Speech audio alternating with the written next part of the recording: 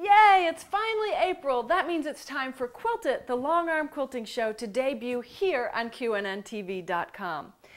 The show comes out every week with new material. This is the way it works. We've divided the show into 3 segments. So the first week you get segment 1 debuting on Tuesday. The second week on Tuesday you get the second segment. The third week you get the third segment.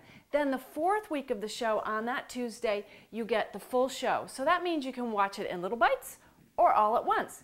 It's the same way that we do Quilt Out Loud. That's in 6 segments, so you get 2 each week, and then the full show at the end of the month at the 4th week. And Quilt Out Loud comes out on Thursday, so we thought putting Quilt It on Tuesdays made great sense. Now, our first guest for our first Quilt It is Kimmy Bruner. She's going to show you how to make her twirly whirly feathers, and you know what? She makes feathers doable. I'm so excited and can't wait to hear what you think of the show. Speaking of longarm quilting, in the middle of April, I'll be in Providence, Rhode Island for MQX, the Machine Quilters Exhibition, and I'm doing something very special. I'm going to be interviewing some long-arm quilters for the Alliance for American Quilts QSOS, that's Quilters Save Our Stories project. It's an oral history project in which we interview quilters of all stripes, whether they're famous people or your grandmother.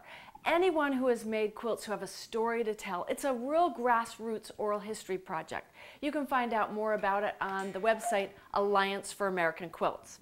Cuckoo clock.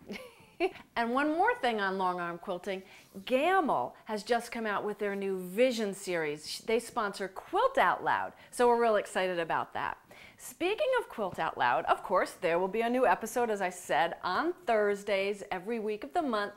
And it is all about inspiration. I've said it a million times. People ask all the time, where do you get your inspiration? And I say, well, it's everywhere. Well, my co-host Rob Appell and I, for this show in April, went to a very special place in Atlanta where it's full of color and imagination and even a lot of high tech, so I found out. I had no idea. And we went there to get inspiration, and boy, did we get inspired. It's the Center for Puppetry Arts, believe it or not. There's even a full stage show that we went to see. So there's a lot going on QNNTV.com this month, so check it out and enjoy.